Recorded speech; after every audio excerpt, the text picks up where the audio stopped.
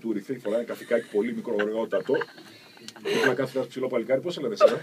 Γεια σου, Θάνο. Είστε όλοι στην ίδια ομάδα, Έχουμε μαζί και την.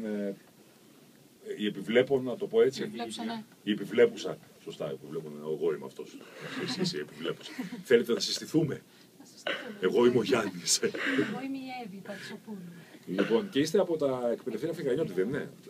Για πες εσύ, πάλι Φωτεινή είπαμε. Είδες, τα θυμάμαι όλα. Το Μίτσο το θυμάμαι μια περίεργο λογοσύνη.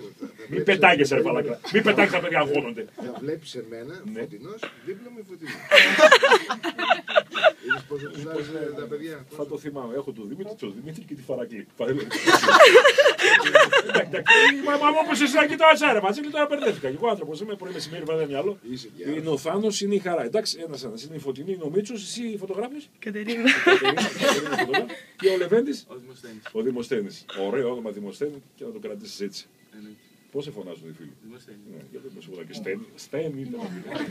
Μόμο. Δεν έχω ακούσει που το φωνάζουν. Δημοσθένη! Σταμάτα βρε με τα αστεία. Υπάρχει κανένας άλλος γιατί έχει και εδώ το. Όχι. Έχουμε συστήθει, εντάξει. Για πες ρε εσύ Φωτεινή τώρα. Για πες, τι ακριβώς είναι αυτό, τι κόνσεπτ είναι. Για να καταλάβω κιόλας. Είναι ένας διεθνής διαγωνισμός. Ναι. Τώρα εμείς εργαζόμαστε για τους προγραμματικούς που θα γίνουν στην Αθήνα. Έχουμε φτιάξει ένα μονοθέσιο στο πρόγραμμα. Ένα μονοθέσιο αυτοκίνητο, Ναι. Φόρμουλα, δηλαδή τα μονοθέσια συνήθως είναι. Ναι. Καλό είναι για να μην μπαίνει και πεθέρα αυτό. Είναι πολύ βολικό για παντρεμένους. Για πες. Το έχουμε φτιάξει σε πρόγραμμα που μας έχουν στείλει, εκεί που το είχαμε οργανώσει. Και τώρα σήμερα θα έρθει το ξύλο για να το πάμε σε ένα μηχανουργείο να κοπεί. Και στη συνέχεια τον Απρίλιο θα πάμε στην Αθήνα για να γίνουν οι αγώνες. Κάτσε λοιπόν, θα πάρω τα πράγματα από την αρχή. Έγινε ένας διαγωνισμός. Και εσείς, ενώ θα μπορούσατε να είστε μια καυτέρα, ξέρω κάτι, είπατε, καμιά ομάδα, το φτιάξουμε. Αυτό είπατε. Αυτά δεν είναι καλά. Αυτά είναι άλλα παιδιά. Και το αποφασίσατε, εντάξει. Και μετά καθίσατε, πήρατε χαρτιά δηλαδή από το τίποτα και σχεδία. Εσύ ο μηχανικός είπες. Εγώ είμαι ο υπεύθυνος ανέβησης σπόρων. Εσύ είσαι ο πόρος. Εσύ ο μηχανικός. Και ο καθένας ανέλαβε κάτω. Ένας έκανε το design, έκανε τις αεροτομές, αυτά κτλ. Και όλοι μαζί φτιάξατε ένα μονοθέσιο τώρα. Πολύ εντυπωσιακό. Τι πετάγεσαι ρε φαλάκρε? Άμα μιλάω άνθρωπο. Είμαι γεμάτος ερωτήσεις. Νέο παιδί. Είχατε κάποια πείρα πάνω στο θέμα, είχατε κάνει κάποια προπλάσματα ποτέ στη ζωή σας? Απολύτως κανένα. Τίποτα. Μόνο Φόρμουλα 1 που παρακολουθούμε την τηλεόραση. Μετά σιγά σιγά έχουμε μάθει τώρα αρκετά πράγματα. Μάθατε. Και τώρα θα γίνει ξύλινο το μοντέλο, οπότε θα είναι κάπου περιορισμένο. Θα είναι τόσο δάκι. Εντάξει. Όπως δείχνει στο ραδιόφωνο, είναι τόσο δάκι. Είναι τόσο δάκι. Σαν ένα smartphone. Είναι από 17 εκατοστά μέχρι και 21. Μάλιστα. Αλλά αυτό θα λειτουργεί κανονικά, θέλω να πω, θα το είναι κατευθείαν. Κινείται με συμπιεσμένο διοξείδιο του άνθρακα μέσα σε φιάλι. Σε φιάλι, κάνω καλά. Θα είναι ένα κατευθυνόμενο. Θα μπορεί να το. Και με αυτό μετά τι οδεύεται? Ας πούμε ότι πήραμε το πρώτο, ας πούμε, λέω εγώ τώρα, και σας το εύχομαι και έτσι μέσα στην ψυχή μου. Μετά εκπροσωπούμε τη χώρα.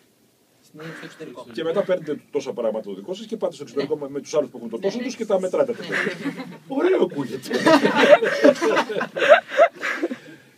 Είναι πάρα πολύ εντυπωσιακό αυτό. Κανείς από εσάς σκέφτηκε ποτέ στη ζωή του ότι θα κάνει κάτι τέτοιο? Δηλαδή. Ναι,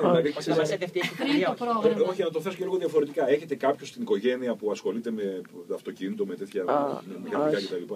Οπότε σίγουρα θέλει το σχολείο, σίγουρα το έσπρωξε από εκεί κάπου στο σχολείο με κάποιο τρόπο και η ομάδα. Είναι σπουδαίο πράγμα η ομάδα, ξέρετε. Εγώ πιστεύω ότι μπορούσαμε να οργανωθούμε και να κάνουμε ομάδες στην Ελλάδα, δεν θα μας έφτανε κανείς. Όλο τον κόσμο βέβαια. Οι ομάδες κάνουν τις διαφορές. Οι ομάδες είναι σημαντικές. Παρακαλώ. Είναι πολύ ωραία ομάδα. Ωραία ομάδα, ναι. Συνεργάστηκαν και πολύ. Και όμορφη και δροσερή και τέλος πάντων. Και πόσες ομάδες τέτοιες υπάρχουν στην Ελλάδα, δασκάλα? 40 κάτι. Είμαστε. Είναι, εντυπωσιακό. Πολύ εντυπωσιακό. Αυτή η εμπειρία. Εντάξει, σίγουρα είναι ότι θα θέλατε να είστε μέσα στους νικητές, να πάτε να αξιολογηθείτε, να μετρήσετε τις δυνάμεις σας και στο εξωτερικό, αλλά σίγουρα σας έχει αφήσει ευχάριστα πράγματα. Έχω την αίσθηση ότι είστε ήδη νικητές. Κάτι καταφέρατε. Συνεργασία. Αυτός είναι ο Δημήτρης, είναι ο μηχανικός. Εσύ πιάνεις πραγματάκια και Δημήτρης. Φοράς γυαλιά μεγάλα, φαντάζομαι. Φοράς γυαλιά, εντάξει, όχι μεγάλα. Από μικρός ασχολήθηκες ποτέ με τηλεκατευθυνόμενα, με Ναι, πάντα είχα αυτή την συναρμολογούμενα? τάση να τα χαλάω τα πράγματα και να τα ξαναφτιάξω. Εγώ, το 50% εγώ στο χάλασμα είμαι πολύ. Όταν ήμουν μικρός, για να ησυχάσω, η μάνα μου δίνει ένα τραζιστοράκι, το διέλυα, έβαζα εδώ τους πυκνοτές και τα έκανα στη σειρά. Όλα τα άφηνα και έφευγα. Και μετά η μάνα μου τα μάζευε, ήταν πολύ ωραίες στιγμές. Και από εμάς τι θέλετε, τέλος πάντων. Εγώ είμαι πολύ χαρούμενος όταν βλέπω νέα παιδιά κάνουν τέτοια πράγματα. Δηλαδή, ειλικρινά. Και μου αρέσει γιατί αυτό